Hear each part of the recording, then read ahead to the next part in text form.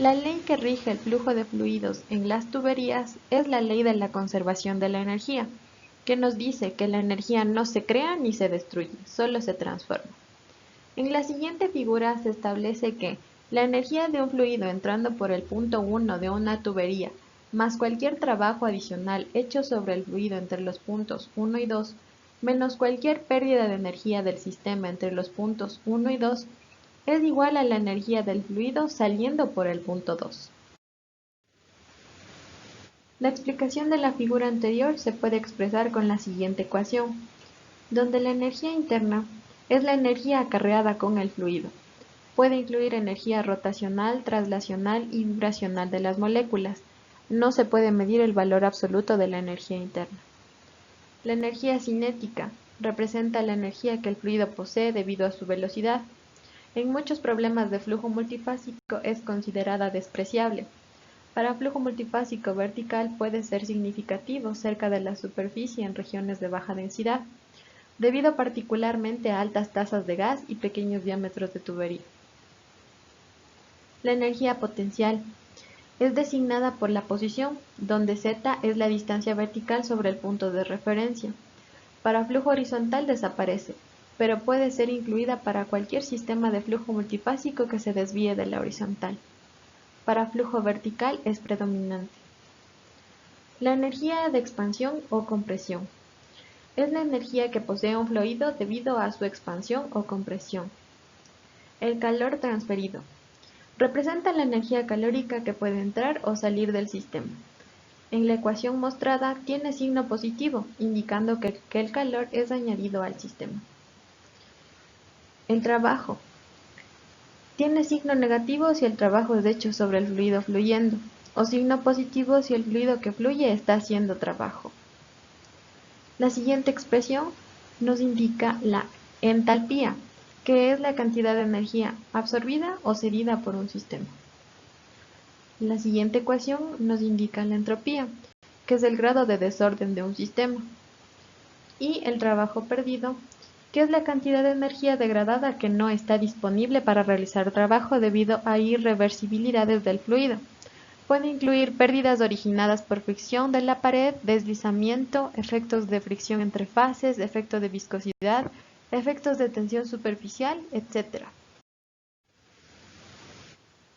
La ecuación antes mencionada se puede expresar de la siguiente forma, donde delta es un operador de diferencias finitas. Para términos de entalpía se expresa de la siguiente manera, y para términos de entropía se expresa de la siguiente forma.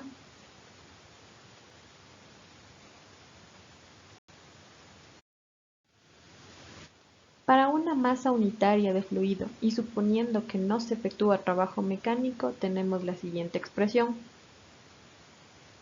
Multiplicando la ecuación anterior por ρ sobre el diferencial de z, tenemos la siguiente expresión. Solucionando para el gradiente de presión y considerando la caída de presión positiva en la dirección del flujo, tenemos la siguiente ecuación. La explicación anterior nos permite llegar a la siguiente expresión, donde los términos de esta expresión son gradiente de presión total, gradiente de presión por elevación, que es igual a la gravedad sobre la constante gravitacional por la densidad y por el seno de θ, donde Gc es la constante gravitacional que nos permite convertir unidades de masa en unidades de fuerza, y θ es el ángulo medido desde la horizontal. El gradiente de presión por fricción, que es igual a la densidad por F, que es el factor de fricción, por la velocidad al cuadrado, sobre 2 por la constante gravitacional y por el diámetro, donde el factor de fricción F está en función del número de Reynolds y la rugosidad. Y el gradiente de presión por aceleración, que es igual a la densidad por la velocidad por el diferencial de la velocidad sobre la constante gravitacional por el diferencial de la longitud. El gradiente de presión por aceleración es despreciable a menos que tengamos altas tasas de flujo de gas y diámetros pequeños en la tubería. Pérdidas de presión por fricción. Para determinar las pérdidas de presión por fricción en conductos circulares de diámetro constante se dedujo la siguiente fórmula, donde el factor F va a estar en función de la rugosidad de la tubería y el número de Reynolds. Siguiente ecuación sirve para cualquier fluido en cualquier ángulo de flujo y se obtiene por la sumatoria de las pérdidas de presión por elevación, las pérdidas de presión por fricción y las pérdidas de presión por aceleración. El número de Reynolds. El número de Reynolds se define como la relación entre las fuerzas cinemáticas y viscosas del fluido y está dado por la siguiente ecuación, donde interviene el diámetro, la velocidad, la densidad y la viscosidad. Cálculo del factor de fricción. Para calcular el valor del factor de fricción es necesario determinar el régimen de flujo. Para el flujo laminar el número de Reynolds es menor a 2000. Ocurre cuando las partículas de fluido se mueven en líneas rectas, paralelas al eje del conducto.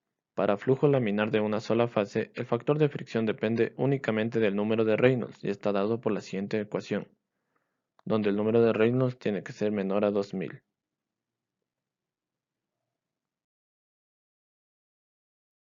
Para un flujo turbulento, el número de Reynolds es mayor a 4000.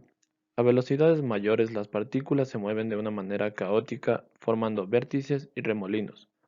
Blasius en 1913, a partir de resultados experimentales, llegó a la conclusión de que existen dos maneras de calcular el factor de fricción dependiendo de las tuberías. Para tuberías lisas, el número de Reynolds es mayor a 10 elevado a la quinta potencia y se utiliza la siguiente ecuación.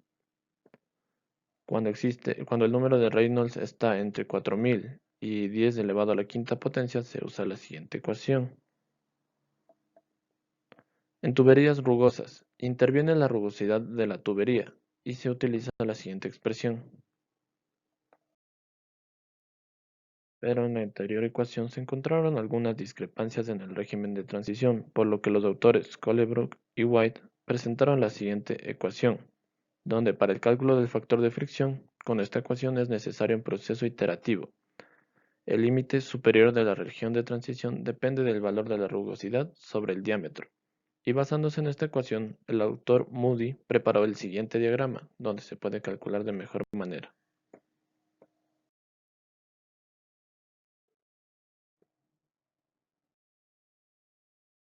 A continuación se presenta un video.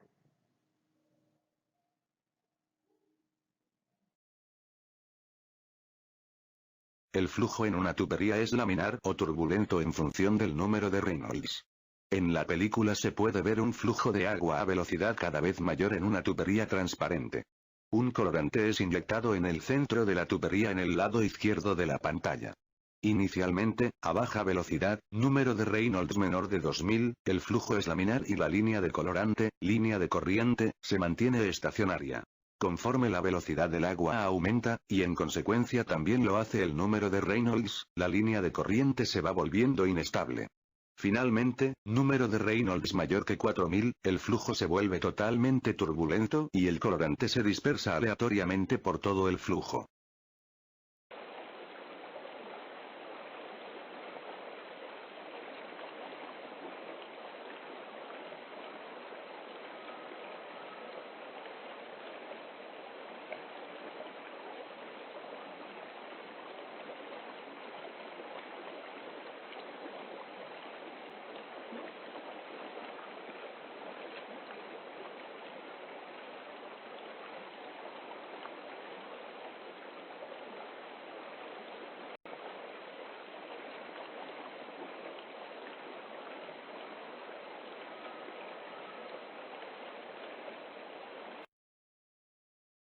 Propiedades de la mezcla de líquido.